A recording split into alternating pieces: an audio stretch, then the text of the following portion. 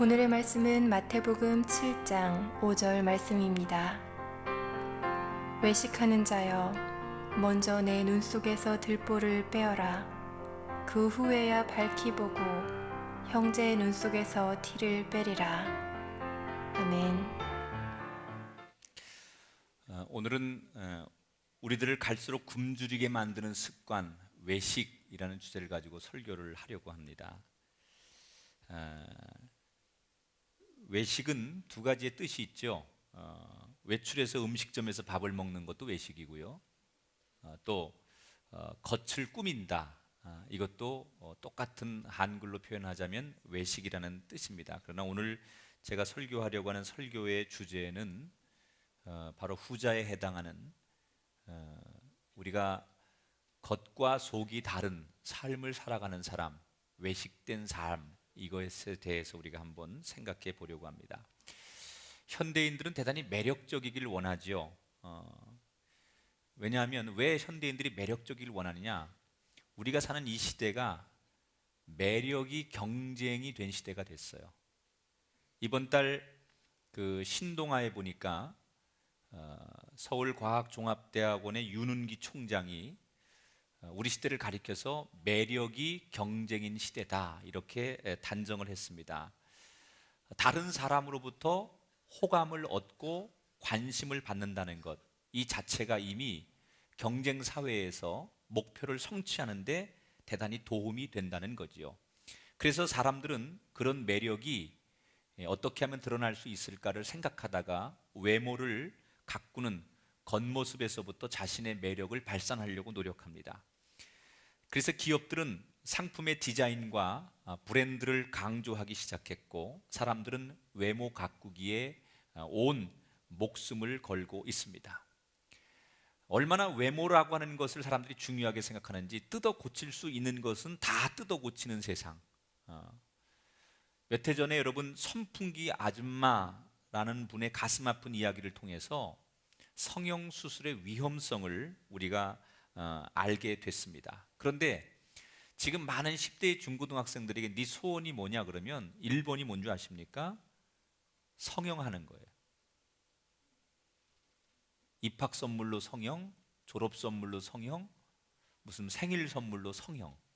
사람들은 이 성형을 굉장히 꿈꾸는, 모두가 갖고 싶어하는 소원 중에 하나를 가지고 있다는 거예요. 심지어 이제 남자들은 소위 초콜릿 복근을 이젠 수술할 수 있답니다. 남자들도 그 운동 안 하고 수술로 그거를 만들 수 있는 세상이 됐다는 거예요. 이렇게 외모 가꾸는 것에 대해서 사람들이 열풍을 지금 갖고 있습니다. 많은 분들이 우리 목사님도 아마 우리 모르게 피부과 다니면서 피부 관리할 거야, 이렇게 얘기하시는 분도 있더런데, 저는 집에서 그 얼굴 이렇게 무슨 팩 한다고 그것도 안 합니다. 저는 이게 자연입니다. 하나님이 주신 그대로 하는 거지, 무슨 여기 뭐 가서 레이저 치료를 받거나 이런 거 안 합니다. 감사하지요. 저처럼 예수만 잘 믿어도 이런 피부 얼마든지 가지실 수 있습니다.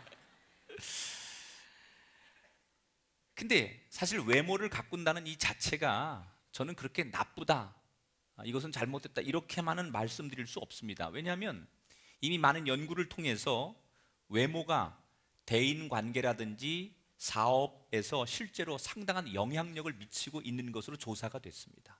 그러니까 외모를 가꾼다는 것은 그렇게 우리가 비판하고 전부 다 나쁜 것이다 이렇게 볼 수 없는데, 문제는 사람들이 외모만 가꾼다는 거예요. 외모를 가꾸는 게 나쁜 게 아니라 외모만 가꾼다는 거죠. 겉모습만 갖추면 그것으로 끝이다 라고 생각하는 것이 문제지, 외모를 아름답게 만들려고 노력하는 것은 나쁜 것은 아니라고 생각해요. 연령과 겉모습이 젊음을 결정하는 게 아니에요.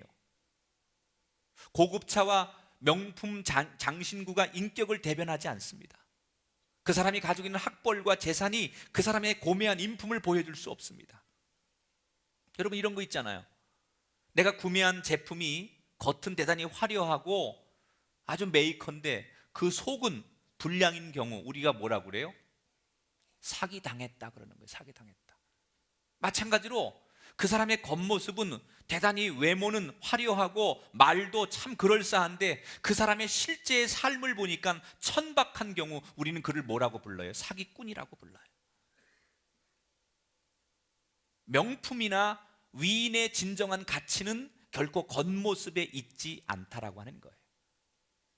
겉과 속이 다른 거짓 상태, 이것을 우리는 외식이라고 합니다. 근데 이 외식의 문제는 지금의 시대의 문제만은 아니었던 것 같아요. 예수님 당시에도 오늘 성경에 보니까 바리새인들과 서기관들을 향해서 예수님께서 대단히 화를 내시면서 저 외식하는 사람들이라고 질책을 하셨어요. 당시 서기관들과 바리새인들은 남을 가리키는 사람들이었는데 자기가 남들에게 가르치는 그 내용과 가르치고 자신들이 실제로 살아가는 그 삶의 갭이 너무나 차이가 크다라고 예수님께서 지적하셨습니다. 그래서 그 사람들을 향해서 마태복음에 뭐라고 예수님께서 표현을 합니까? 겉만 아름답게 포장한 무덤과도 같다 그랬어요. 여러분, 무덤을 아무리 겉을 화려하게 포장한들 그 안에는 송장밖에 더 있습니까? 그런 것처럼 오늘 우리 인생이 외식하는 삶을 살고 마치 겉의 것이 전부인 것처럼 거기에만 우리가 올인한다면 우리의 겉모습은 당장은 화려할지 모르지만 우리의 영혼은 송장처럼 죽어가고 있다는 거예요. 자, 그러면 성경이 말하는 외식은 도대체 구체적으로 어떤 거냐? 외식하는 사람은 어떤 특징을 가지고 있을까? 대개 외식하는 사람에게는 이런 특징이 있습니다. 첫 번째는 외식하는 사람은요, 타인에 대한 배려가 전혀 없어요.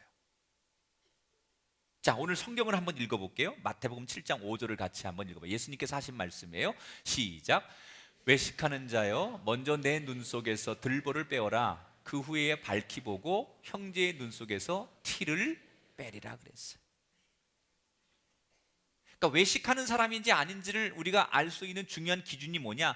타인에 대해서 어떤 배려와 어떤 생각을 가지고 있는가를 보면 안 되는 거예요. 여러분, 내 자신이 스스로 내가 외식하는 사람인가?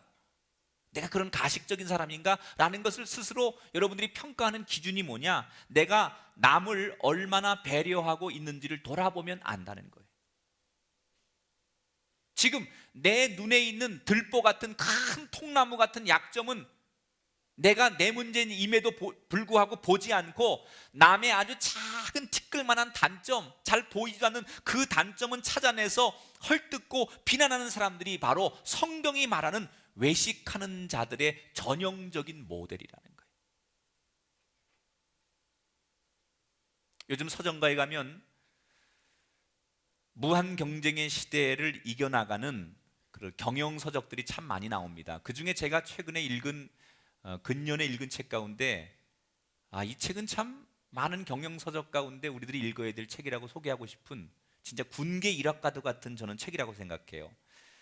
우리나라 한상복 씨라고 하는 사람이 쓴 배려, 마음을 움직이는 힘이라는 책이에요. 이게 2006년도에 위즈덤 하우스에서 출판이 된 책인데요.